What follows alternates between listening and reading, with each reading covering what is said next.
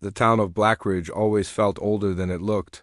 Its streets were narrow, its houses wooden and worn, and its people lived with the quiet fear of something they could never name. Children grew up knowing which roads to avoid at night. Adults locked their doors long before sunset. And the forest, the great Blackridge Forest, stood at the edge of town like a sleeping monster, its trees twisted as if frozen in silent screams. On February 9th, a cold sharper than any previous winter gripped the town. Even animals hid away, no dogs barked, no owls hooted, no branches rustled. The entire town felt suspended in a strange stillness. The sky was nearly black, clouds thick and swollen, blocking even the faintest moonlight. At 10:58 p.m., a tremor rolled beneath Blackridge.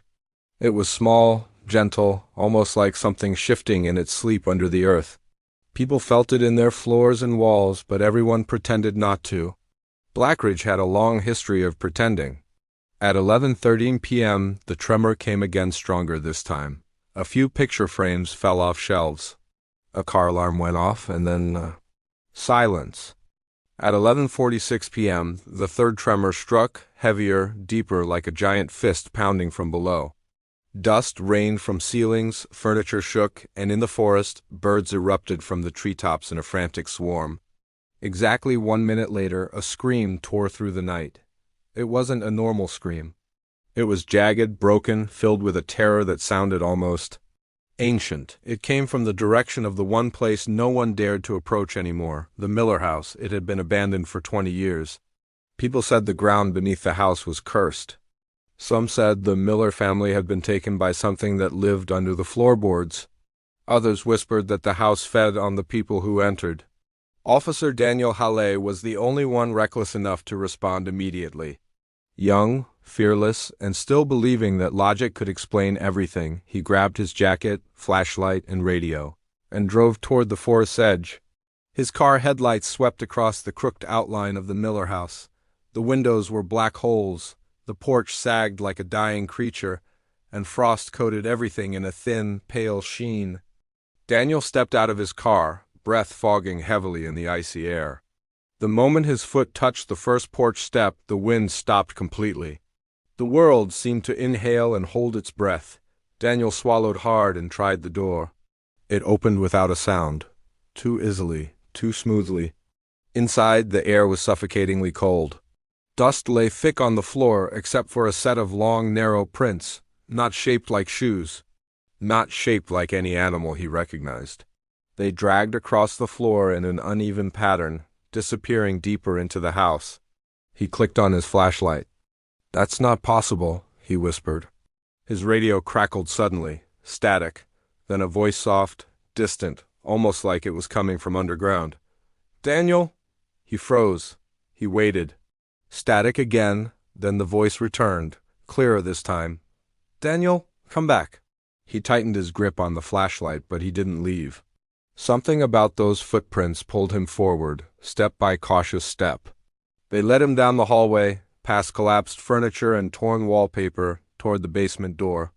The door was slightly open, and from the darkness below, an icy draft drifted upward, cold enough to numb the skin. His flashlight flickered, his radio crackled. The floor vibrated under his boots just once, like a heartbeat. Daniel reached the basement door and pushed it open wider. The hinges groaned like something waking from a long sleep. A long wooden staircase stretched downward into utter blackness, and from below, he heard breathing, slow, heavy, like something enormous waiting in the dark. Daniel took a single step downward. The door slammed shut behind him. The staircase groaned beneath Daniel's weight as he descended. His flashlight flickered with every step, struggling to stay alive in the suffocating darkness. The air grew colder, so cold that each breath burned like ice in his lungs. A faint drip echoed from somewhere far below, each drop sharp and deliberate, as if marking time for something unseen. Halfway down, Daniel paused. Carved into the wooden walls were scratches, deep, frantic, and uneven. At first they looked random, but as he raised his flickering light, the lines formed words. "Don't look at him, he knows your name, the house remembers. Turn back before he wakes." The letters seemed fresh, as though carved moments ago. Some marks still had dust clinging to the edges, and others looked smeared like someone had been dragged away mid-sentence. Daniel swallowed, his heart thudding painfully in his chest. Still, he kept going. When he reached the bottom, the basement opened into a wide, cavernous room Daniel had never seen on the blueprints. Blackridge records always showed the Miller house with a simple, small cellar. But this was something else entirely. The ceiling arched high above him like the inside of a cathedral. Stone pillars rose from the ground, carved with twisting shapes, faces screaming, arms reaching, eyes hollow. Strange symbols were scratched into the stone in spiraling patterns. In the center of the room sat an old wooden table. On it lay the same leather-bound journal he had seen mentioned in old reports about the Miller case, but something was different. It was open. Its pages fluttered gently, though the air was still. And on the floor around the table were deep claw marks cut straight into the stone. Daniel approached slowly, each step echoing unnaturally loud. He looked down at the journal. The last written page described the night the Miller family vanished, voices in the walls, footsteps in empty rooms, the feeling of something standing behind them. But the final line had always been smudged in the original investigation. Here, in the basement, it was perfectly clear. It wakes when the earth trembles. It hungers when the cold arrives, and tonight, it will choose its next soul. Suddenly, the shaking returned, soft at first, then stronger. Dust fell from the ceiling in thin streams. The pillars trembled. Then Daniel noticed something else. Something was moving in the far corner of the basement, slow, deliberate, almost curious. His flashlight beam slid across the floor, then up the wall, then onto something tall, thin, and impossibly still, a figure. Its limbs were long, too long. Its head tilted at an unnatural angle. Its skin pale and stretched tight like it had been drained of all life. It had no eyes, just empty hollows, staring directly at him. Daniel stumbled backward. The creature's head twitched sharply, cracking like dry branches. Then it whispered. Not with a mouth, not with breath, but inside his head. "Daniel, I remember you." His legs almost gave out. Terror surged through him so violently he could barely breathe. The creature stepped forward. The stone floor cracked under its weight. The air thickened, heavy, suffocating. Daniel fumbled for his radio. "HQ, do you copy?" he shouted, voice trembling, static, then a familiar voice. "Daniel, we warned you." The flashlight died. The basement went pitch black, and something cold, bony, and impossibly strong wrapped around his wrist. Daniel tried to yank his hand away, but the grip around his wrist tightened like a steel trap. The creature's touch was impossibly cold enough to feel like it was burning him. His breath caught in his throat as he felt the thing lean closer. Though he couldn't see it in the darkness, he could hear it. Breathing in sharp, rattling gasps. Then the whispers began. They didn't come from one direction. They came from everywhere. Under the floorboards, between the walls, inside the air itself. Voices layered over one another, childlike, elderly, broken, angry, terrified, all repeating the same words in an endless loop. He wakes, he wakes, he wakes. The creature's grip released for a moment, just long enough for Daniel to stumble backward.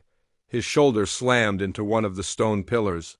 Pain shot through him, but fear kept him standing. A faint glow appeared across the room, coming from the journal. Its pages were turning on their own, rapidly, as if invisible fingers were flipping through them. The glow intensified, illuminating the symbols carved on the stone pillars. The carvings seemed to move, twisting and writhing like they were alive. Daniel's heart hammered as he realized the symbols weren't random. They were names, dozens, hundreds, some crossed out, some smeared, some fresh. And near the bottom of one pillar, carved deeper than the rest, Daniel Hale's blood froze. He hadn't been the house's first choice. He was simply its next. The creature stepped forward into the faint glow. Daniel caught a glimpse of it, its limbs bending in unnatural angles, its ribs visible through its skin, its mouth wide and lipless. When it hissed, its jaw unhinged like a serpent, stretching far too wide. A sound rose from the stone floor like something massive shifting beneath them. The ground trembled violently. Dust rained down like snowfall. A deep, rumbling groan echoed through the chamber. The voices whispered faster now. "He rises. He rises." Daniel forced himself to move. He ran toward the staircase, boots slipping on the shaking ground. But the stairs were no longer wooden and solid, they were pulsing, as if they were alive. As if the house itself was breathing. He grabbed the railing and screamed. The railing felt like flesh, warm, soft, and moving beneath his hand. Veins pulsed along the wood as though blood flowed through it. The stairs writhed, curling upward like a living creature. The house wasn't just haunted, it was alive. And it wasn't letting him leave. Daniel ripped his hand away just as the creature lunged. Its claws scraped the wooden steps inches from his legs. Splinters exploded from the impact. He spotted a narrow passage on the right side of the chamber, partially hidden behind a crumbling pillar. Without thinking, he darted toward it, squeezing through the tight opening. The stone scraped his arms and shoulders, tearing through his jacket. The passage twisted downward like a burrow, carved rough and uneven into the earth. The air smelled like damp soil and something rotten. Something ancient. Behind him, the creature shrieked, a sound so piercing it felt like it stabbed straight through his ears. The ground shook as it began forcing its way into the passage. Daniel crawled faster, lungs burning, mind spinning. The tunnel opened into a small cavern.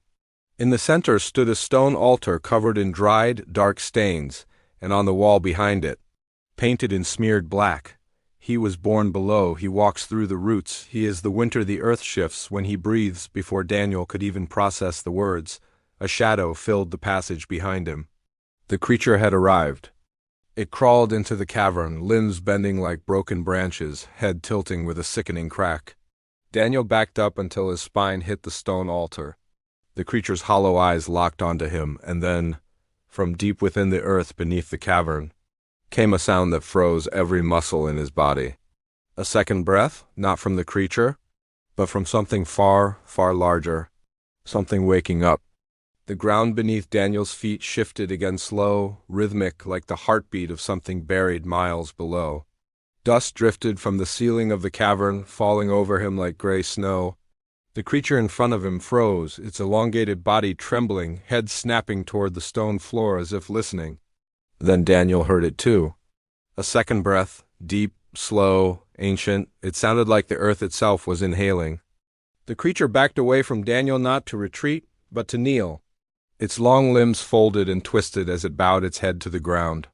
The stone altar vibrated behind Daniel, as though reacting to the presence beneath it. The voices returned, whispering through the cracked walls. He wakes. He rises. The earth remembers. Daniel's pulse thundered in his ears. Every instinct screamed for him to run, to claw his way back through the tunnel, to escape the nightmare he had walked into. But his legs refused to move. It felt as though invisible hands gripped his ankles, holding him in place. The cavern floor began to crack. Thin fractures crawled across the stone like veins, glowing faintly with a dull, reddish light. The air grew hotter, almost burning. Daniel stumbled back, but there was nowhere to go. The walls tightened around him as the cavern seemed to shrink. With a deep, guttural groan, the stone floor split open. A massive hand-arc, skeletal, larger than Daniel's entire body pushed up from the crack. Its fingers were long and curved like roots of an ancient tree. Soil poured off it in thick clumps as it pulled upward, dragging something monstrous behind it. Daniel's scream caught in his throat. Another hand emerged. Then a face, if it could even be called that. It was huge, gaunt, stretched, with hollow pits where its eyes should have been. Its mouth was a jagged tear across its skull, opening and closing in slow, heavy breaths that shook the cavern walls. The creature bowed lower, scraping its claws against the stone in reverence. Daniel realized the horrible truth. This wasn't the monster. This was the monster's servant. The true horror had finally awakened. The enormous figure rose from the earth, its body made of twisted roots, stone, and sinew. Its limbs cracked as it unfolded itself, towering so tall that its head nearly touched the cavern ceiling. It turned toward Daniel. Even without eyes, he felt its gaze, cold, ancient, and filled with hunger. The ground rumbled again, harder this time, as the thing took a single step forward. The cavern shook violently. Rocks fell from above. Dust filled the air. Daniel pressed himself against the altar, gasping for breath. "No, no, please," he whispered, voice breaking. But there was no mercy here. Only memory. And hunger. The giant creature raised one massive arm. The air grew impossibly heavy as it reached for him. The smaller serving creature crawled aside to give its master room. Another whisper slithered through the cavern. "Daniel, you were chosen." The hand closed around him. Darkness swallowed everything. Morning came with an eerie calm. Blackridge woke to find the forest silent again, the tremors gone, the cold fading. But the Miller house stood with its front door wide open just as it had 20 years ago. Inside, the dust on the floor was undisturbed. No footprints. No signs of struggle. No trace of Officer Daniel Halle. Only one thing remained. The leather journal lay on the floor near the basement door, its pages fresh with new writing written in a shaky, unfamiliar hand. The final page read, "He has taken another." The woods remember, the house waits, and when winter returns, so will he? That night, as the wind passed through Blackridge, people claimed they heard something beneath the ground. Footsteps, heavy, slow, growing closer. And somewhere in the darkness of the earth, a whisper echoed softly,